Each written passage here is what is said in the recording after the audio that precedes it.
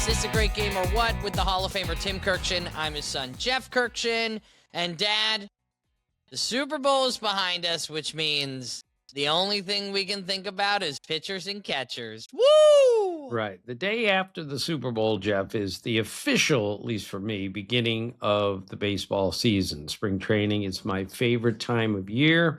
We'll get into that here in a minute. But Jeff, I wanted to tell you something. I spoke at Carson, your godson, my grandson, oldest grandson now.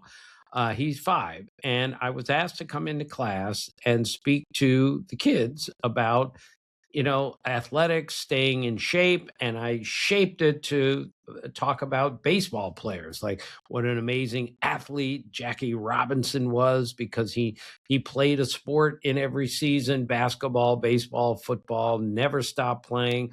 All of those sports made him a better baseball player because of the athleticism involved. So after going through about 10 guys, I got to Shohei Ohtani and to Aaron Judge. So the kids were amazingly attentive, Jeff, not because my stuff was like mesmerizing. Believe me, it's a tribute to the teachers, especially Miss Ashley, who was just completely in control of the kids. 20 kids, 4 and 5 years old. So I get to Aaron Judge and I start talking about how big he is and how athletic he is. I said, he's 6'7". So one of the kids in the back of the room, well, he's right in front of me, just goes like this, 6'7", 6'7". And now this is the only time we lost control of the class is when I gave Aaron Judge's height, his legit height, 6'7". And then everyone in the class was going like this. Now, please, Jeff, I know I'm the oldest man in the world. What does that mean? Carson has been saying this is there a meaning behind 6'7"? You should have known better than to say those numbers to in a bunch of 5-year-olds. They got it immediately, and every one of them was like laughing and screaming, 6'7". What does that mean? Dad, there's going to come a time in my life where I'm not going to be able to explain this to you because I myself am going to be so distanced from the youth of America that I'm not going to be able to know it because I'm already 32. I got a kid with one on the way. So before I know it, I'm going to be the not knowing so much, dad in the room. But from what I know, it's from a song and it's like kind of saying like, oh, it's just fine, like 6, 7 out of 10. So if you were like, oh, I went out to dinner, how was it? 6, 7. Like it was just okay. Like a 6 or a 7 out of 10. That is my understanding. Now listen, that could totally be wrong. That could totally be off. I could be so wrong on this one, but ultimately that's my understanding of it. Well, the takeaways, what do we got here? Well, we're just going to talk about spring training, Jeff, because, again, it's my favorite time of year. Everyone's in a great mood. Every rookie looks great. Every veteran is healthy. The weather's great. You get out of the cold and the snow and everything else. I love it. But, Jeff, what I love more than anything about spring training, and it used to be like this a long time ago, much more than now, it's just that things happen in spring training that can't happen any other time. Because it's spring training, there are bus trips and everything else. So many years ago, Brian Anderson, pitcher for the Indians, was going on a trip from Winter Haven to somewhere else. And they were like 30 minutes out of Winter Haven. And he realized that he left his hat, his spikes, and his glove back at the clubhouse. So he's the starting pitcher that day. So he borrows somebody's hat. He goes to the store and buys a pair of spikes, and then he can't find a glove, so he goes to Walmart. And he thinks, Walmart, they have tires, they have produce, they must have a baseball glove. So he bought a softball glove, as he put it, $29. He said it was the biggest glove ever. It was bigger than one of those, highlight, whatever that thing is, those canastas or whatever that thing is called. He said it was the biggest glove I've ever seen. It was almost as big as Greg Maddox's glove, which was a shot at Greg Maddox, who used the biggest glove ever and is one of the greatest maybe the greatest fielding pitcher of all time. And Brian Anderson, in full uniform, went in and bought a glove at Walmart and then went out and pitched in a major league game with a glove he had just bought.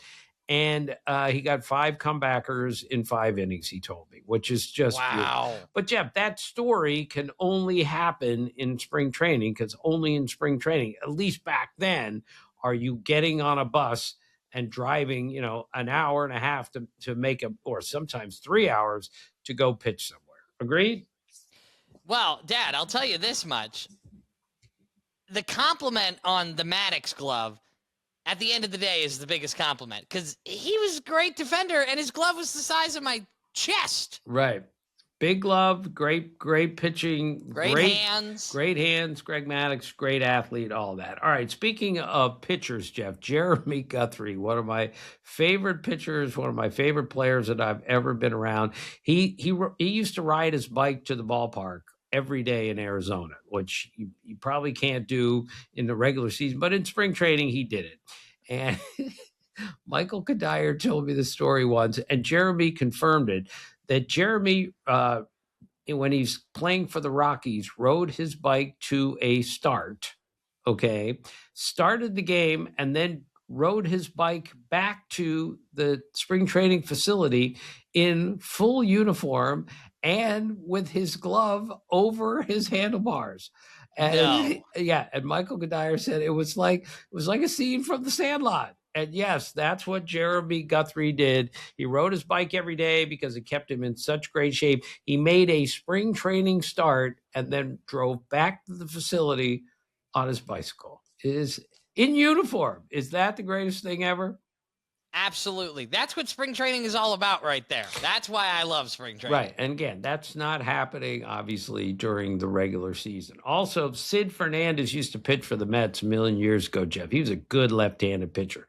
But they had just built the new ballpark in Port St. Lucie, Florida. And it was built on a swampland or something.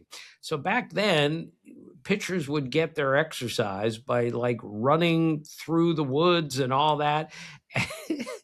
Sid Fernandez tells the story that he's running through the woods of this former swampland. They just built a spring training facility on it, and he ran into a warthog who chased him out of the woods, and Sid was screaming at teammates, "There's a monster in there," because a warthog ran him out of the run. Pumbaa, you are a pig. Pumbaa, you are a pig. Now, Dad, the warthog aspect of this, I don't think warthogs are native to the United States. He said it was a warthog. And that's what makes the story so much better. Is he didn't know. He's a baseball player. He doesn't know what he saw. He doesn't know what he was running from. But I wouldn't look at it in the eye, that's for sure. Jeff, would you know what a warthog was if he chased you out of the woods? When I was a young warthog, when I was a young warthog. No, I mean, I think I definitely look more like Nathan Lane and Timon than I would like Pumbaa. That's for sure. Pumbaa, you are a pig. So spring training 1969, I want to say Ted Williams is the manager. I'm going to use a bad word here, Jeff. We'll bleep it out. But Ted Williams was not a great manager, but of course one of the 2 greatest hitters of all time for me, and nobody understood the science, the art of hitting better than Ted Williams, period. No one in the history of the game, and I really believe he did 350 today. I really believe that. So, but they had an altercate. They had a drill in spring training on a rundown play, and 2 of the coaches were running the drill. And they were arguing about the best way to run the rundown drill. Do you run the runner back to third? What do you do with it? How many throws? That type of thing. And finally, they kept arguing. So they said, well, we better get Ted to settle the argument so we know exactly how he wants to run the rundown drill. So Ted comes out. He listens to the 2 arguments. He is absolutely disgusted. And he says, bleep it, let's hit. And he called off the drill and started batting practice. That's how uninterested he was in the rundown drill. Didn't care. Right, he didn't care. And those drills aren't taking place anymore during the regular season. These are things that only happen during spring training. And of course, Wow. spring training, there's so many players in camp, it's impossible to keep track. But I remember a guy named Scott Meyer. He was a non-roster catcher for the A's in 1980, and they had so many players in camp that they ran out of numbers, so he wore number 100. He had a three-digit number. Scott Meyer, number 100, non-roster catcher for the A's. I love it. Also, well, Dad, I mean, we could do from Burley to right, to Scott Meyer, number 100. Right. Pretty good. Instead of Burley to Behemoth, we would go Burley to Scott Meyer. It wouldn't have doesn't really ring quite the same way. Right.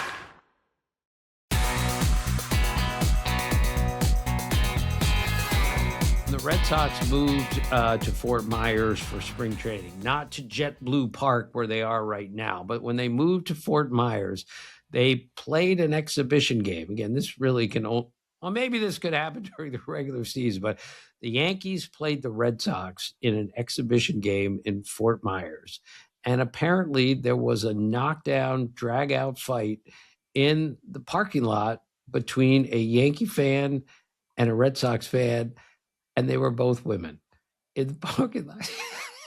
And Jeff, that doesn't imply the women aren't tough and they never get in a fight. I just found it kind of funny that 25 years ago or something, there was a brawl in the parking lot at a spring training game, and the two people fighting were both women. Am I supposed to get a kick out of that or not? No, I mean, just passion runs, male or female, especially Boston against New York. I'm here for it. Right. Also, when I covered the Rangers, Jeff, I started in 1982. In 1983, Doug Rader became the manager, the mischievous Doug Rader, who was so funny, so smart, taught me so much about the game. But right beyond the right field fence at Municipal Stadium in Pompano Beach, Florida, where the Rangers trained, was like a small airport, and it was where they parked a blimp. So Doug Rader and some of his coaches went up in the blimp. Of course, someone else was driving it, although it wouldn't surprise me if Doug Rader tried to drive the blimp, even though he'd never done that before. And he knew where all of his buddies were, the other coaches and stuff. They were out at an outdoor place, like drinking beer after a game on a Saturday. And right over top the restaurant comes the blimp. And Doug Rader is like screaming down at his buddies, "Hey, look where we are. We're up in the blimp. This can only happen in spring training." Would you ever go in one of those? No, Jeff. As you know, I am petrified of heights. I'm not going anywhere where I could possibly fall or anything like that. A couple others, Jeff. The rules are really lax for the most part in spring training. I think I told you this, but my friend Ron Petrella many years ago, he was a big Pirates fan, so he asked for tickets to a Pirates exhibition game, like right at the end of spring training. And it was being held at RFK Stadium in Washington. Mm-hmm. So I arranged for him to get tickets to come in to watch the Pirates play the Orioles. Okay. So they get there and the tickets aren't there. And because it's so fouled up, because RFK is not used to doing this, in 1989, because it doesn't have a major league team then, they give him this pass that gets him on the field to pretty much wherever he wants to go. So he uses the pass and goes down and walks on the field before the game. And he's watching batting practice. He's just a regular fan who's supposed to have a regular ticket. Instead, he's got everything that a media member like myself would have. So batting practice is over. The game's about to start. So it's so lax and so laid back. He goes into the Pirates dugout and watches the entire game in street clothes from the Pirates dugout. He's like high-fiving Jim Leland and and Andy Van Slyke and all these guys because I said, "Ron, did they not know that? Who did they think you?" He said, "I don't think they had any idea who I was. They must have thought I was like the owner's son or something. So they didn't kick me out." So he watched an entire game from the Pirates dugout. And of course, I wrote all of this the next day in the Baltimore Sun because I just found it so funny that a fan went to the exhibition game yesterday and ended up staying. So Ron goes to opening day the next day, the real opening day at Memorial Stadium. And he's sitting next to a guy in the upper deck, and the guy in the upper deck says, "Did you see that story in the paper about the guy who sat in the dugout?" And Ron Petrella goes, "Yeah, that was me." It's incredible. Only in spring training. And last one, Jeff, again, all sorts of new acquaintances are made in spring training. When you meet a guy for the first time, you maybe played against him, but he's new to the team, and then it comes all the camaraderie and getting a guy used to playing. So I'm sure I told you this, Jeff, but Luis Castillo, really good little second baseman for a while, joined the Minnesota Twins. And they put his locker right next to Michael Kadire. Michael Kadire was a veteran Twin and like the team leader and the best guy and the guy you want to, if anyone's going to teach you how to do things like this is how we do it here, it's Michael Kadire. That's how great a teammate he was. Michael Kadire, as I also told you, Jeff, was a brilliant magician. So he's sitting next to Luis Castillo one day and explaining all sorts of things. And then he does a couple of magic tricks for Luis Castillo that were so good that it really frightened Luis Castillo. Like, oh my gosh, like, who is this guy? He must be a sorcerer or something like that. How is he able to do that? So the next day, Michael Kadire walks in, and Luis Castillo has moved his locker all the way across the room because he didn't want to be next to that. He didn't want to sit next to Michael Kadire because he thought there was some witchcraft or something involved. That is incredible. Oh. So, Jeff, again, the beauty of spring training, all sorts of things happen that can't happen really any other time of year because spring training is that different. It used to be way, way, way different. Today, of course, it's much more buttoned up and things like that. But back then, boy, all sorts of crazy things happened in spring training. If you just kept your eyes open, there's no telling what you might see. No doubt about it. And spring training is upon us, baseball fans. We're really pumped. Right. A couple other takeaways, Jeff. Mickey Lolich died. Mickey Lolich was a really good left-handed pitcher. Fifth most strikeouts ever by a left-handed pitcher in baseball history. Won 217 games. And that doesn't count the 3 games that he won in the 1968 World Series to beat the Cardinals in the World Series. Mickey Lolich had one of the great World Series ever. And Jeff, back in, if you pitch 200 innings today, you're a workhorse. You're a warrior. He pitched 376 innings, Jeff, in 1971. We told you about Wilbur Wood a couple weeks ago doing something like that, but he was a knuckleballer.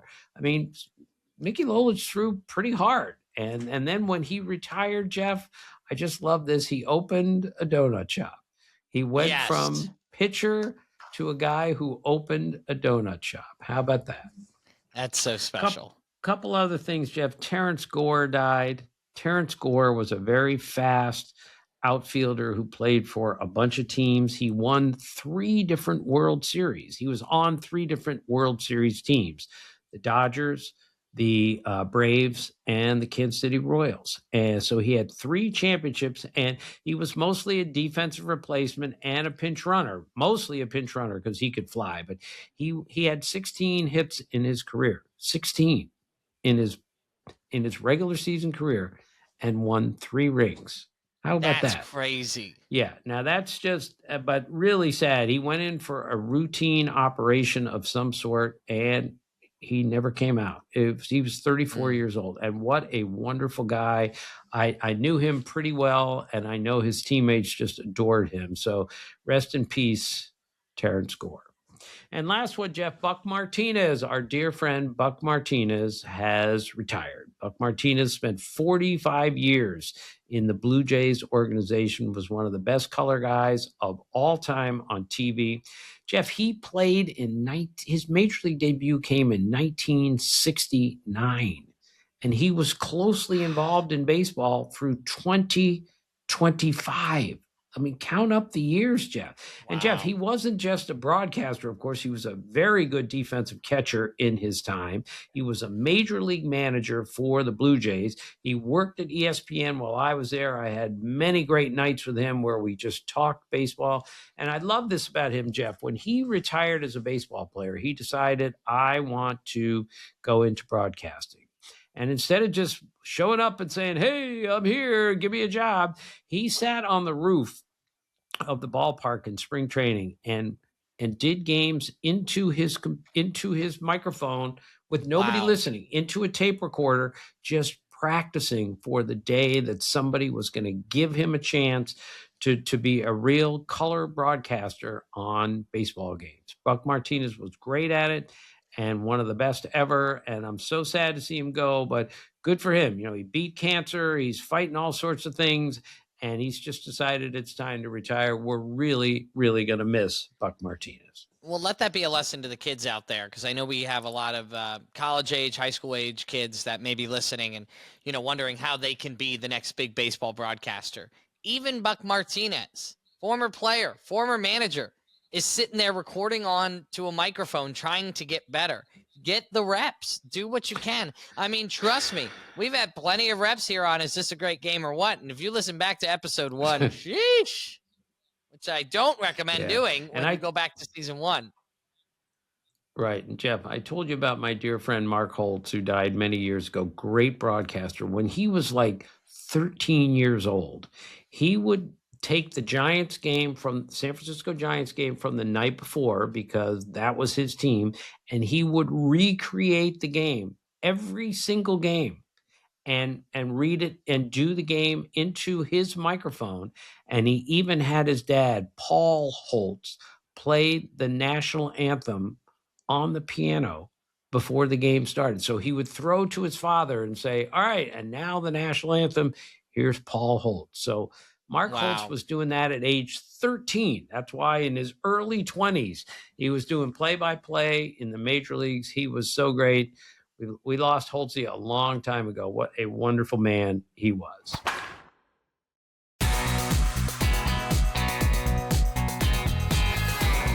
On this date in baseball history, Dad, what do you have? This date in 2000, Ken Griffey Jr. was traded from the Mariners to the Reds for Mike Cameron, Brett Tomko, and a couple of minor leaguers. As Jim Bowden, who was the GM of the Reds, said, it was like acquiring Michael Jordan. That's how great Ken Griffey Jr. was in his prime. Now, he had some good years in Cincinnati, but he mostly, didn't have the same career that he did in Seattle because of injuries and everything else. But let's just never forget what it was like watching Ken Griffey Jr. as a young man, because he was amazing. And of course, Cincinnati is where he went to high school, Moeller High School. He was obviously one of the greatest high school players ever, #1 draft choice overall. And what's his distinction, Jeff? First player ever to what?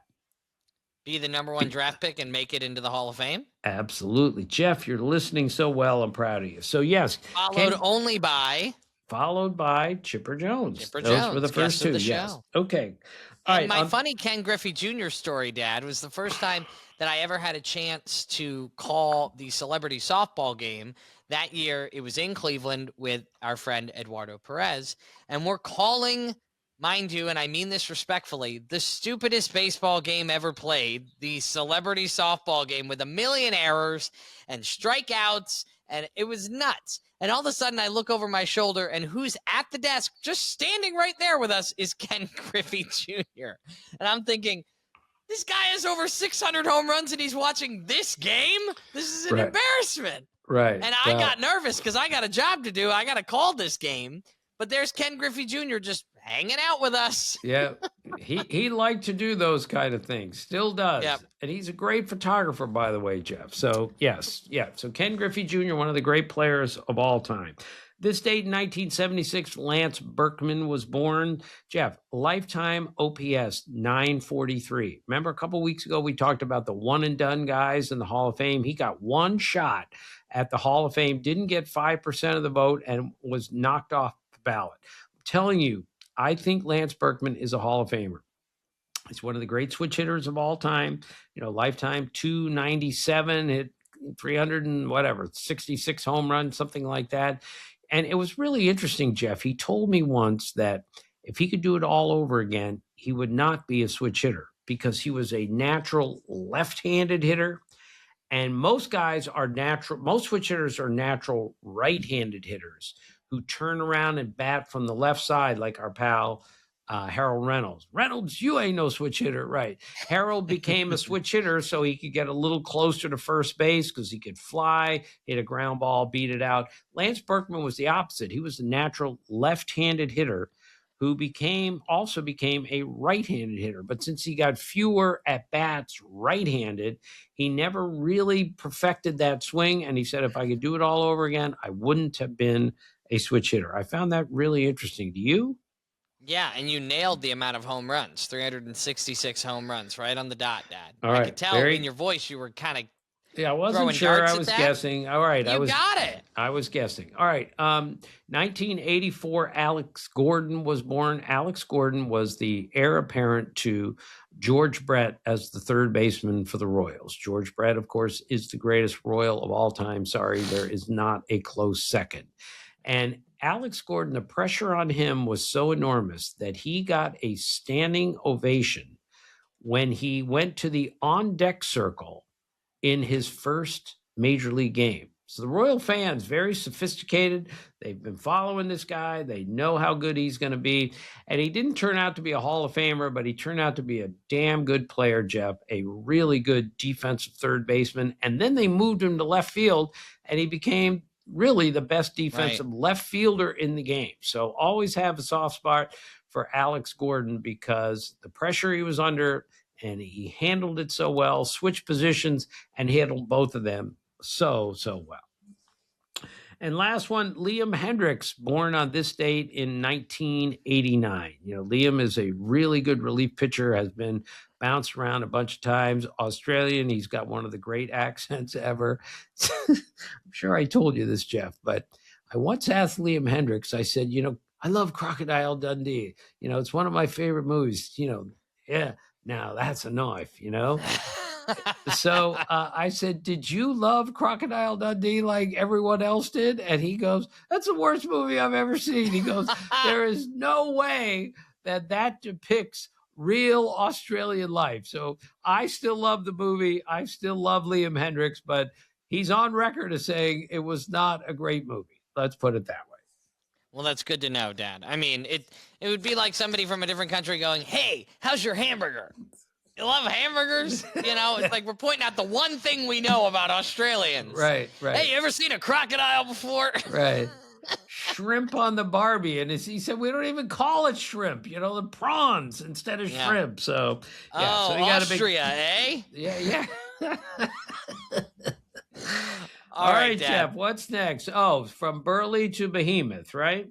That's Jeff, right. So we're counting up 56 to 99, starting with Mark Burley, and we're on to 61. Right. And we're probably not going to make it to 99 because by the time the season starts, Jeff, we're going to go into something a little bit meatier than that, which we'll explain later. But for now, we'll go with this. Number 61, again, a good pitcher. Livan Hernandez won 178 games, had a 4.44 ERA.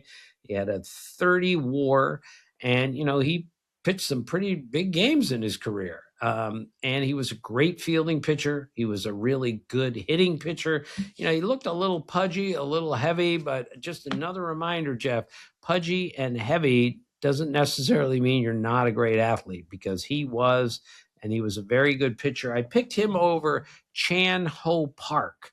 You don't remember the Chan Ho Park story, and I hope I don't offend anybody here, but I don't think I even told you this, Jeff. I covered Chan Ho Park's major league debut at Dodger Stadium, and he was a really good pitcher. Don't get me wrong. So he makes his major league debut, and I'm at Dodger Stadium, and over the public address system, they introduced him as Ho Chan Park. Oh, so no. Instead of Chan Ho Park, they called him Ho Chan Park, and naturally the Korean media were outraged, as they should have been, that the poor public address guy fouled up his name. Is that bad taste or? No, I listen. I think they have every right to be upset when it comes to that. Of I mean, course. I wouldn't be surprised, and I don't know any stories to back it up. But Ichiro, with his name, first name technically, on the back of his jersey, I'm sure somebody at one point said Suzuki Ichiro, right? Because his last name is there. Now, granted, you know, when he came into the league, he was already a well-known name, and then he goes ahead and wins the MVP and Rookie of the Year and all the stuff. But no, Dad, listen, that's as a broadcaster, that's my biggest fear, is screwing up somebody's name. And I will go and ask somebody to their face, hey, tell me I'm doing this right. Tell me I'm saying this right, so I don't embarrass you, embarrass myself, and embarrass the organization. So, yeah, Dad, I know. All right, that's number 61, Dad. Let's go to 3 cards in the bathroom. Which cards are we talking about today? Well, we start with Billy Ripken. Billy Ripken I covered with the Orioles in the 80s, and don't let anybody tell you that Billy Ripken was just a big leaguer because his brother was Cal Ripken. Billy Ripken made the double play almost as well as any second baseman I've ever seen. He was not a great offensive player, but he knew how to play the game beautifully. He was a great defensive player, and his brother was so guarded in everything that he did, which he had to be because he's Cal Ripken. You know, he can't say the wrong thing. Billy was a little different. So Billy in Boston once, this is probably 87, let's say. It's late in the season. Orioles aren't very good. And it's a Sunday morning at Fenway Park in the tiny little clubhouse. And Billy Ripken is deciding, while eating a chocolate donut that is roughly the size of a car tire, okay, he looks at me and he goes, what should I do? Should I watch the Three Stooges or should I go to chapel? With a gigantic chocolate donut in his hand. So he went to chapel. Billy made me laugh a whole bunch of times, and to repeat, a great defensive second baseman. Dale Swaim, number 2. Dale Swaim, of course, played for the Brewers. Left-handed hitting shortstop. Not too many of those, by the way, in baseball history, Jeff. A left-handed hitting, not a switch hitting shortstop, just predominantly left-handed hitting shortstop. And he was a good player and later became the manager of the Cubs. Now, do you remember the story, Jeff, where I just refused to speak to Dale Swaim ever again because of what he did one day with his lineup? Do you remember this? Maybe I don't remember. All right. Well, the the Dodgers were coming in, and Stephen Fife was going to pitch that day for the Dodgers. Oh, yes. So I had been waiting and waiting and waiting for this matchup for several years, and here it was going to happen. Stephen Fife is going to pitch for the Dodgers, and the Cubs had a second baseman named Darwin Barney. Oh, yeah. So it would have been what, Jeff? Barney Fife. The Barney Fife at bat. And Dale Swaim, for no particular reason, just decided to give Darwin Barney the day off that day. It would have been the greatest moment in baseball history if we had had a Barney Fife at bat in the big leagues. You think the greatest day in baseball history, says one of baseball's most storied historians.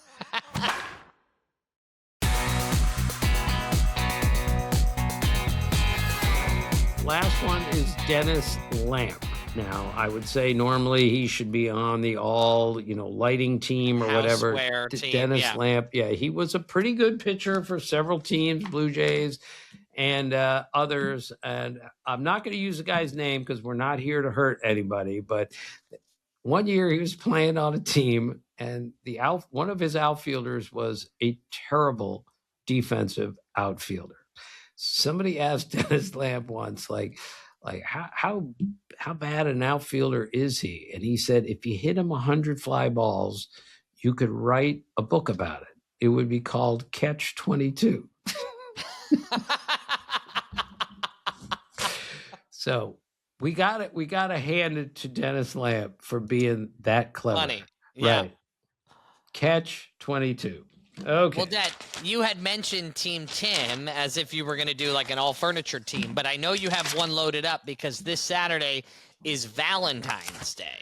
Right. And John Woodward, who's one of our smartest, cleverest, funniest listeners, and he emails us once in a while with great ideas. So he suggested doing the all Valentine's Day team, and he sent his team in. Now, I had already prepared mine, so it wasn't like I was ahead of John Woodward, but I borrowed some of his guys because some of his guys were better than mine.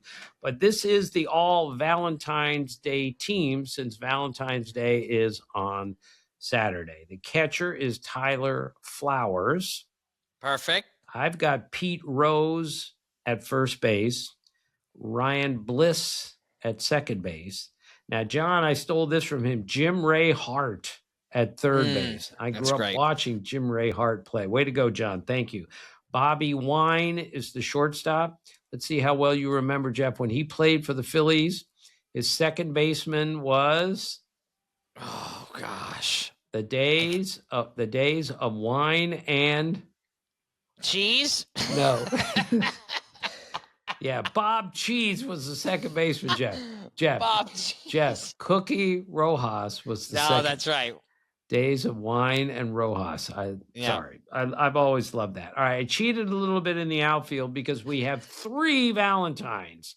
So we're going to use 2 of them. We have Bobby Valentine, outfielder and infielder, Ellis Valentine, one of the great throwing arms I've ever seen, and Fred Valentine, who I grew up watching with the Washington Senators. So we're going to use 2 Valentines, breaking all the rules. But hey, it's my game. I'll break the rules if I have to because we have 3 guys named Valentine. We need to acknowledge all 3. And Candy Maldonado is our third outfit. Very good. So there we go. Pitchers, Richard Lovelady, that also came from John Woodward. Way to go, John. Ron Darling, Bob Friend, and Thomas Diamond. All for St. Patrick's Day. I mean, all for Valentine's Day. Sorry. Wow, you really summed that up nicely. Yeah, that was a great finish, Jeff. Maybe it wasn't worth doing in the first place, but okay. So that's Team Tim for the day. Team Tim for the day, Team Tim for the holiday. Listen, we are so happy to be among spring training. This is the best time. But if you're a listener of the podcast, do me a quick favor. Leave us a rating wherever you're listening right now. 5 stars would be great, but be honest. Leave a comment. Tell us what you think about the show. And then share it with somebody who loves this game because we're trying to grow the podcast every single day and share our love of the game with you so you can share your love of the game with us. Always message us, greatgameorwhat.com. We want to hear from you. Dad, let's make this happen. Let's hope for no more snowstorms. Right. You can give us a 5, but a 6, 7 would be even better. Nice. Thanks for listening. And as always, thanks for being a part of our family.